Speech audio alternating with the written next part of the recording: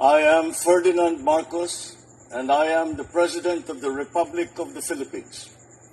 I stand today on behalf of 110 million Filipinos. Hi everyone, hello universe, it's me again. Shoutout sa inyo mga bes. Meron tayong very good news for everybody. Nakikita nyo yan. Si Romulian Torobel of 8 completed Yolanda Permanent Housing Project in Liti, Samar and Biliran, January 17, 2025. Wow, Burawin, Liti. Oh my goodness. Nakaka-overwhelm naman ito, okay? So alam po naman natin guys yung story ng mga Yolanda victims, di ba? Sa totoo lang, no, may mga pinatayo na bahay dyan. Pero, no, mga kababayan, puro sawali. Matagal ng panahon, no? 2013 pa yon, panahon pa ni Panut, no? Yun po ang masaklap kasi ito lang, recall ko lang. Sorry to say, but recall ko lang po yung nangyari sa Yolanda victim. Ano to lang, maikli lang.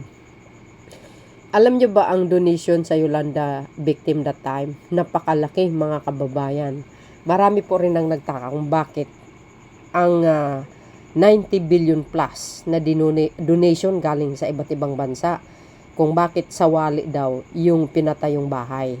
Siyempre, lumang-luma na yon, mga besa. So, ang dami pong nagsasabi na kawawa daw yung mga Yolanda victim, no? Pat ganun lang daw ang bahay nila is sawali. Kung mapakinggan nyo guys yung speech ni Pangulong Marcos Jr., walang tubig, walang ilaw. Tapos yung bahay sawali. Ano yun? Parang baboy. 'Di ba? Well, pasalamat din naman tayo kahit papano, no?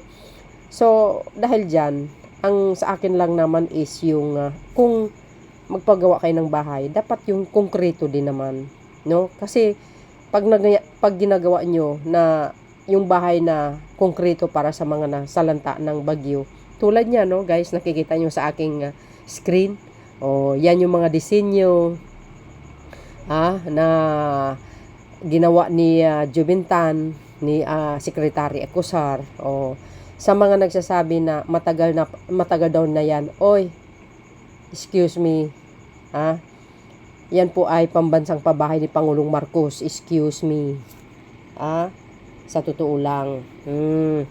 So dahil dito mga bes, sa ating mga kababayan, magpasalamat na lang po tayo sa ating mahal na Pangulo, kasi grabe ang malasakit nito. Dito nyo masasabi wala ba siyang project? Pakinggan nyo yung speech niya. Kung wala ba siyang project sa iba't ibang lugar. Yan ang hirap sa inyo, no? Huwag na kayong mambatikos. Lahat naman makikinabang. Kayo naman, no? Yan na nga ginawa niya ng paraan. Kasi nakikita niya, kawawa yung mga biktima ng Yolanda. Kawawa yung kalagayan nila. Tingnan mo, to the rescue siya. Of course, kudos kay Speaker. At saka yung kapatid niya. So yun guys, para kumpleto detalyado, panoorin nyo po ang buong kaganapan dyan at yung kanyang speech, mga kababayan. Pakinggan nyo. Ayun, napakaganda yung mga bahay guys, konkreto yan mga bes.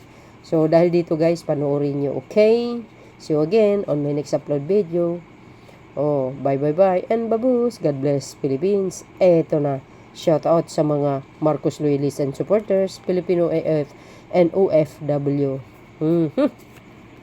Shout out sa mga taga-Liti, Samar. Ayan. Sa mapagpalang araw po sa ating lahat, lalo sa ating mahal na Pangulo, President R. Marcos Jr., House Speaker Martin Romualdez, and NHA General Manager Joe Bentay, at sa lahat po ng mga mayors dito na nandito ngayon. At siyempre, yung 3,517 beneficiaries natin sa MOA signing and deed of donation and acceptance na ito. Congratulations po sa inyong lahat. Naniniwala po kami na ang okasyon na ito ay magsisilbing panibagong pag-asa at inspirasyon ninyo para sa lalong magpursigi sa buhay. Ang araw din pong ito ay matibay na patunay na hangarin ng administrasyon ni Pangulong Bongbong Marcos Jr. na tulungan ibangon ang ating mga kababayan sa sinalanta ng Super Typhoon Yolanda sa pamamagitan ng ligtas at disenteng bahay sa matatag na maunlad na komunidad. Utos ng ating mahal na Pangulo, tapusin po lahat ng NHA ang mga Yolanda housing projects. dito sa Region 8. At sigurado po, lahat po ngayong taon ay tatapusin na po ang problema ng Yolanda Housing. Wow. Bukod sa katunayan nito lamang, bukod dito sa Yolanda Housing, kami po sa Department of Human Settlement and Urban Development o DSUD, doble kayod ngayon sa nationwide implementasyon ng pambansang pabahay para sa Philippine 4PH program. Ito ang flagship housing program ng ating Pangulo. Naglalayong resolbahin ang problema ng pabahay sa ating bansa. Sa katunayan nito, bago magpasko, nakapag-ceremonial turnover na tayo sa 4PH units sa Palayan City, Township Project sa Nueva Ecija, para sa mga overseas workers na Pilipino, na pinangunahan mismo ng ating Pangulo sa kasalukay ng project ng mga ito, nagsisilbing proof of concept ng 4PH sa tiwala ng pribadong sektor ng gobyerno. Sa pamumuno ng ating mahal ng Pangulo, tayo po ay magsama-sama at magtulong-tulong patungo sa mas maulad at matatag ng bagong Pilipinas. Maraming salamat po. His Excellency Ferdinand R. Marcos Jr. Magandang araw po sa inyong lahat. Ang ceremonial turnover na ito ay para sa mga biktima ng Super Typhoon Yolanda sa mga probinsya ng Leyte, Samar at Biliran. Sumatotal, 175,000 na mga pabahay na ang ating nagawa at 133,000 ay naibahagi na sa mga kwalipikadong benepisyaryo ayon sa listahan ng Local Interagency Committee. Ngayong araw po, 3,500 na mapabahay ang opisyal na iti-turn over natin at 1,900 na mga unit na ito ay naipamahagi na sa mga benepisyaryo. Upang sa katuparan ang layuning ito, atin na pong isinagawa ang pagpirma ng Memorandum of Agreement at Deed of Donation sa pagitan ng NHA at ang mga bayang kasama natin ngayong araw na ito. Ang seremonyang ito ay hudyat nating na pong opisyal na nailipat ang pangangasiwa ng mga proyektong pabahay patungo sa mga lokal na pamahalaan. Nagpapasalamat po ako sa mga bayan ng Baroen, Tabon-Tabon, Tanawan, Kulita, Marabot, Pastrana, Dagami at Kulaba sa inyong patuloy na tiwala at koordinasyon para makabuo tayo ng masaganang komunidad. Umaasa po ako na sa pag-turnover ng mga housing unit sa lokal na pamahalaan ay mas matutukan at masasaksihan po ninyo ang pag-unlad ng inyong mga komunidad. Maraming salamat po at mabuhay po tayong lahat. Ito sa Eastern Visayas. Ang pamahalaan ng libre sa mga kwalipikadong benepisyaryo ng programa. Ang 8 proyektong pabahay na ito ay mayroong 3,517 housing units. Armateo nga usa nga beneficiaryhan NHA nga nakaukoy ako ha, Barangay Sagmi, Tanawan, Leyte. Anakon kabuta nga Barangay Bonifacio nahadlok ako. Kay permi kami nababahaan, kay bagyong Yolanda, nawasaw tanakong balay. Pasalamat din sa akin at sa mga anak ko dahil nalayo kami sa mga dilubyo na kinatatakutan namin. Yan nga gintagang kamihan pabahayan NHC, dapat at magpapasalamat. Hindi rin ako mahadlok kung may bagyo, may baha, may mga safety na kami nga ni. Upodan ako mga apo. Maganda na yung tinitirhan namin. Safe na talaga kami dito. General Manager Jovin Itay, ang atong Presidente Ferdinand Bongbong Marcos Jr. At President Ferdinand Bongbong R. Marcos Jr. Ang President Bongbong Marcos, damo nga salamat. Mga salamat. Mga salamat! Nagpasalamat ako nga nabuligan kami, nga di na kami mabahaan. May na kami pabahay. Thank you na.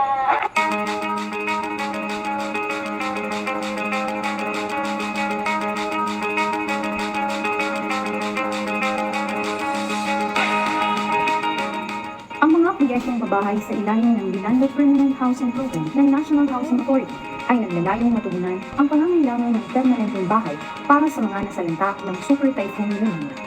Dahil sa epekto ng nasabing kalamidad, nagkaroon ng kabuang target ang Region 8 ng 58,619 housing units na binubuo ng 118 housing projects sa iba't ibang parte ng region.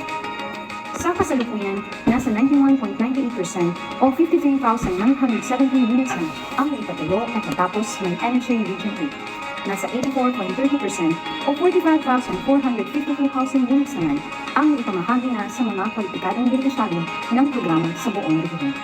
Sa kabuuan, mula sa 180 na proyektong pabahay ng NHA, 69 housing projects na ang nai-turnover sa mga lokal na pamahalaan sa buong rehiyon. 8 proyektong pabahay pa ang naitalang tapos na at handa nang may turnover sa lokal na pamahalaan upang isagawa ang mga naayong gawain alinsunod sa lalagdaang Deed of Donation and Acceptance o DOLA.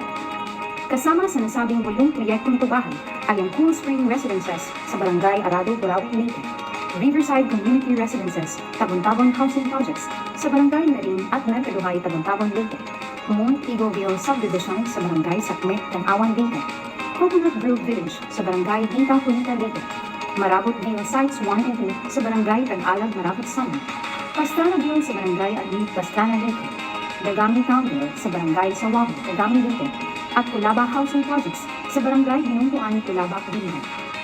Mula sa 3,517 housing units na i-turnover, nasa 1,963 na bahay na ang inuukupahan na ng mga kwalipikadong pamilyang natutol ng local interagency committee. Ang mga naipatayong bahay ay ibinibigay ng pamahalaan ng libre sa mga kwalipikadong benepisyaryo ng programa. Ang 8 proyektong pabahay na ito ay mayroong 3,517 housing units na handa na. Naanyayahan po natin si Vice Governor Brigedo Caneja III upang samahan ang ating Pangulo. Para sa bayan ng Culaba, Biliran, ating tawagin sina Narcesa Libero, Arya Velia Abanilla, MR Joseph El Mundo at Culaba Mayor Humphrey Olimba.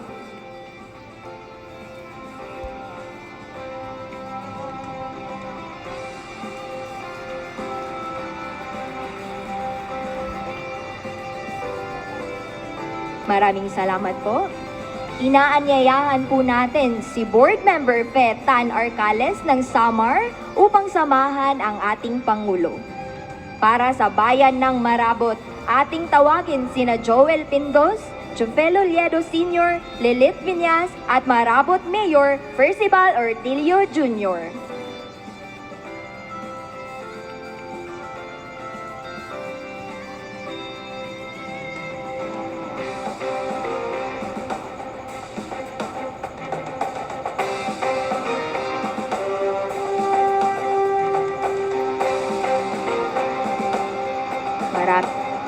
Maraming salamat po.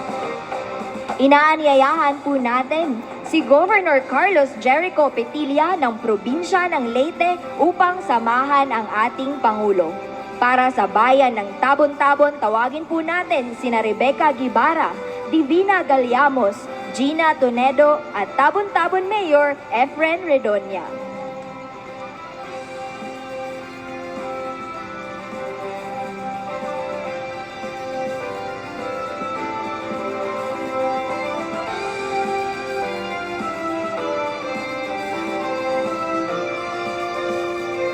Maraming salamat po.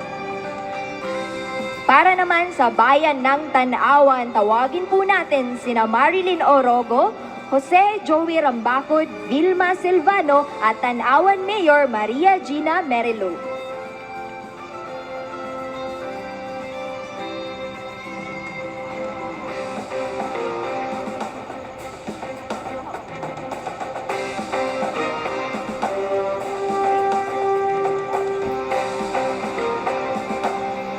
Wow, congratulations! Nakaka-overwhelm naman yan. Nakakatuwa. Maraming salamat po. Sa bayan naman ng Hulita, tawagin po natin sina Delia Tinebro, Lydia Vidal, Alinda Ligata at Hulita Mayor Percival Canya. Hindi nga tayo nakakatanggap guys, pero 'di ba, tuwang-tuwa tayo para sa kanila. Oh, ngayon masayang-masaya sila. Mayroon silang magandang bahay, may kuryente, may tubig. Go! Maraming salamat po. Para sa bayan ng Dagami, tawagin po natin sina Nora Adonis, Jo Marie Telimban, Yolanda Nomyo at Dagami Mayor Angelita de Losa.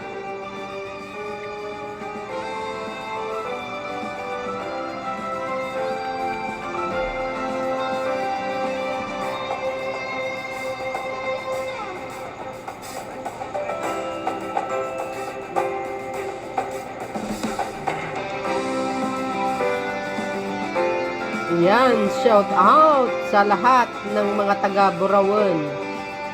Oh, Leyte, Samar, ako. Maraming salamat po.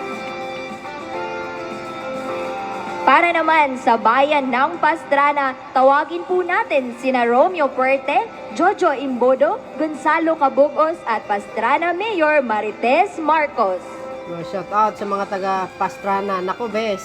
Ano kayo masasabi ng mga dilaw? Shout out sa mga kababayan natin ng mga dilaw. Ha? Sa mga dilis. Okay. Maraming salamat po. At sa bayan ng Burawen, tawagin po natin sina Angeles Alba, Elvira Pidere, Ruth Serafin at Burawen Mayor Juanito Renomeron.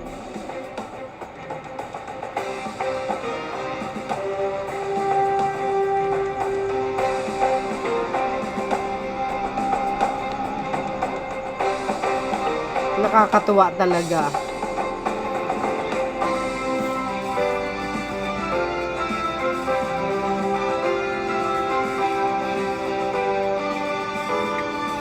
Dapat nga maging masaya tayo no? Muli maraming salamat po, mahal na Pangulo. Sa kilala ang ating panauhing pandangal, tinatawagan natin si House Speaker Ferdinand Martin G. Romualdez. Yan. Yan si Speaker, next Mga President kababayan, yan. ang Pangulo ng Republika ng Pilipinas, His Excellency Ferdinand R. Marcos Jr. Yeah. May dalawa pang Ferdinand, mga bes. Salamat, House Speaker Ferdinand Martin Romualdez. Please sit. Sunod-sunod na yan. Ang ating kalihim ng Human Settlements and Urban Development, si Secretary Jerry Acusar at yung mga ibang member ng kabinete na nandito ngayong maga, ang Tingog Party List Representative Judah Sidre, the Province of Leyte Governor Carlos Jericho Petilla, Municipality of Burawen Mayor Juanito Renomeron, other local government officials, mga benepisyaryo ng ating housing project sa mga probinsya ng Samar, Biliran at Leyte, Ay, wow. mga kapwa kong manggagawa sa pamahalaan, mga minamahal kong kababayan, maupay nga aga ay yung natanan. Ay, ang galing ni Pangulo magsalita. Ang galing Lumampas na ang isang dekada na nakalipas mula nung masaksihan ng buong mundo ang tibay at pagkakaisang ipinamalas ng sambayanang Pilipino. Pakinggan nyo yan, guys. Itinuturing na isa sa pinakamalakas na bagyo na tumama sa buong mundo. Ang Yolanda ay nag-iwan ng pinsala sa infrastruktura at kabuhayan at kumitil ng libu-libong buhay. Sa kabila ng mga pagsusubok natin ng kalikasan, ipinakita natin ang angkin ng lakas na loob, pananampalataya at dedikasyon na malagpasan ang bawat hamon. Kaagapay ng sambayan ng Pilipino, patuloy ang pamahalaan sa pagsisikap na gawing mas handa at mas ligtas, hindi lamang dito sa Region 8 kung hindi sa buong Pilipinas. Sa pangunguna ng National Housing Authority, Department of Human Settlements and Urban Development at kasama ang inyong lokal na pamahalaan, ating binigyan ng diin na ipagkaloob ng angkop na kabahayan ang ating mga kababayan. Nagpatayo tayo ng mga bahay na matibay at kayang siguruhing ligtas ang inyong pamilya sa gitna ng mga hamon ng kalikasan. Yan ay dahil sa disaster resilient housing design na masusing isinagawa ng National Housing Authority. Ibig pong sabihin ito, ang ating mga pabahay ay kaya nang labanan ang malakas na hangin at lindol. Ngayon, inihahandog namin ang mahigit 3,500 bahay bahagi ng mga proyektong matatapos na sa Leyte, sa Samar at sa Biliran. Ay, grabe. Mula rito, mahigit 1,000, 900 bahay ang naipamahagi na sa ating mga benepisyaryo. Dito sa Leyte, maaari na kayong manirahan sa mga pabahay sa Cool Spring Residence, sa Riverside Community Residence, sa Mount Eagleville Subdivision, sa Coconut Grove Village, Dagami Townville, at ang Pastranaville. Bukas na rin ang Marabotville Sites 1 and 2 sa Samar. Habang sa Biliran naman, ang Kulaba Housing Project ay handa nang tumanggap ng daan-daan nating mga kababayan. Para po sa mga benepisyaryo ng Yolanda Permanent Housing Program, hindi ninyo po kailangan magbayad na ng amortisasyon. Libre na po ang inyong bahay at lote. Wow. Hindi na po kayo sisingilin ng NHA dahil bigay na po ito sa inyo ng inyong pamahalaan. Sa katunayan, nagkaroon po tayo ng pagkakataong makausap ang isa sa ating mga benepisyaryo na naninirahan sa Riverside Community Residence. Naibahagi ni Ginang Divina Galamos na tuwing darating ang bagyo, nag-aalala sila dahil ang tinitirhan nila noon ay malapit sa ilog. Ngayon, mas ligtas at kampante na sila sa bago nilang bahay. Sabi naman po ni Ginang Angeles Alba, isang benepisyaryo na naninirahan sa Cool Spring Residences. Kung noon, ayan na, ito sa sinasabi niya, noon ay nangangamba daw sa kanilang pamilya sa biglaang pagguho ng lupa, dala po ng malakas na pag-ulan. Ngayon, panatag na ang kanilang loob sa bago at maayos na matibay na tirahan. Wow. Ang hiling po namin sa mga benepisyaryo ay mapalagaan naman ninyo ang mga pabahay na ito. Sa DHSUD, DSUD at sa NHA, inaasahan ko na palalawigin pa ninyo ang pagtuklas at paggamit ng mga disenyo ng pabahay na mas matibay pa, mas angkop sa pagbabago ng klima at hamon ng panahon. Kaugnay dito, tuloy-tuloy ang ating pagsulong ng mga hakbang upang mabawasan ang pinsalang bunsod ng mga kalamidad. Mayroon pong flood mitigation project dito sa Leyte. Ito po yung Leyte Tide Embankment Project na layong mabigyan ng proteksyon laban sa malalakas na alon ang mga komunidad na malapit sa dagat. Wow. Lagpas sa kalahati na ang nagawa sa proyektong ito. Hangad ko sana na sa lalong madaling panahon ay matapos na rin ito ng DPWH o Department of Public Works and Highways. Sa buong bansa, ating binibigyang pansin ang pagsisiguro ng lahat ng flood control projects ay tiyakin natin na maayos ang disenyo upang makayanan nito ang dumadalas ng mga pag-ulan at ng pagbaha. Kahapon lamang, kausap namin ang kalihim ng DPWH upang busisiin ang kanilang mga pondo at proyekto. Tiyakin nila na lahat na ito, lalong-lalo na ang mga proyekto na makakatulong sa pagharap ng mga kalamidad ay maisasagawa ng maayos na ayon na plano at takdang oras. Noong nakaraang taon, napabilang ang ating bansa sa Loss and Damage Fund Board. International po ito. Itong Loss and Damage Fund po. Dahil ang sinasabi ng mga developing country ay sinasabi natin sa mga developed country, kaya nagkaroon ng climate change, kaya kami naghihirap, kaya tinatamaan kami ng bagyo na napakalakas, ay dahil sa kanyang industriya na ginawa ninyo sa 200 taon. Kaya ang Loss and Damage Fund ay pumayag naman ang mga mayayaman na bansa at sinabi nila, tanggap naman nila na dapat nilang bigyan ng tulong ang mga tinatamaan ng kalamidad dahil sa kanilang industriya. At tayo po ay kasama na ngayon dyan. Hindi lamang tayo kasama dyan sa Loss and Damage Fund Board, ang Loss and Damage Fund Board ay dinala natin at dito na sila sa Pilipinas upang marinig nila ang boses ng mga Pilipino.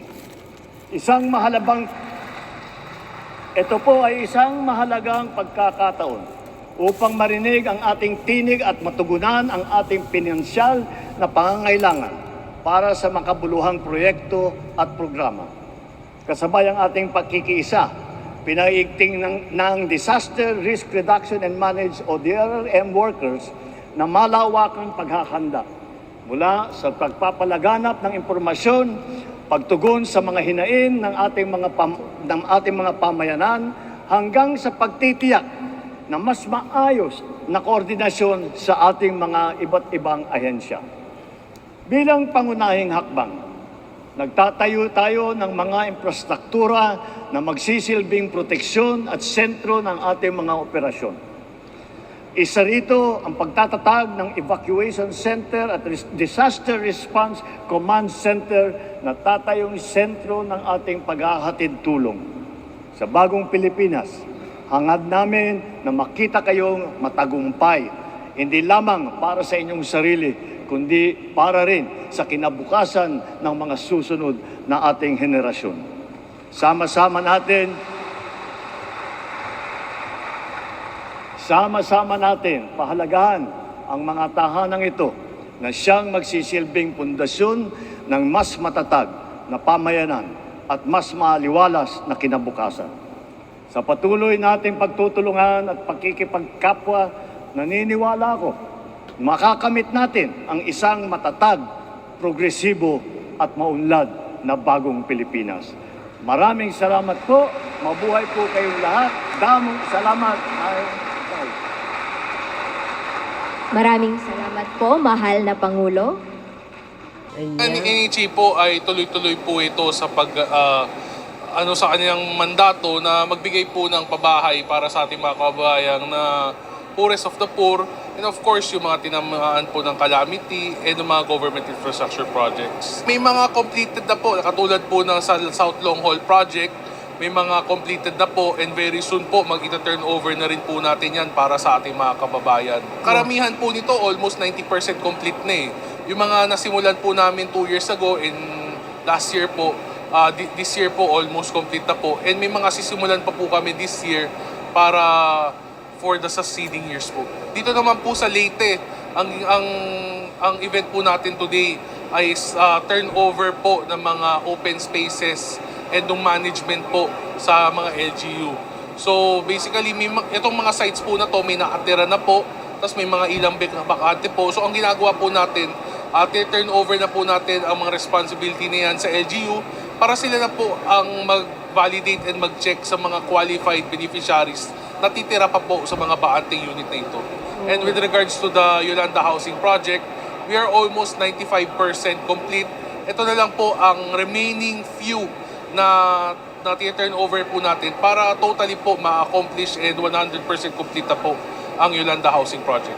Now, out of this 3,517, we have already occupied something like 1,963 housing units of all those 8 projects. And so far on the part of the NHA, since it is really a commitment on the part of the National Housing Authority generally, Region 8 is committed to complete the remaining 4,702 to complete 100% of the projects which will be delivered by end of this year. Ang gusto lang talaga ng NHA is we can provide home for the homeless, land for the landless for those affected sa Typhoon Yolanda, considering na 2013 ba ito. But on the part of the NHA, it's better late than never. Malaki po itong bagay na nakaabil po kami dito ng pabahay kasi po yung bahay namin nandun pa yung ng Yolanda. Malapit po kami sa ilog. Tapos bundok din. Tapos mahirap po yung kalagayan namin doon kasi muntikan na kami matamaan ng poste ng kuryente po. Simula po last July, nandito na po kami. We are happy and grateful na binigyan kami ng sariling bahay na namin. Dati, nakatira po kami sa gilid ng tubig, salong. Pag binabaha kami.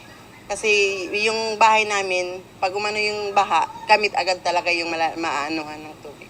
Sobrang thankful po kasi, kumbaga, hindi lahat nabigyan. Kami po ay Kumbaga, biyaya po to sa amin. Napakasaya po na nakatanggap ako ng pabahay po.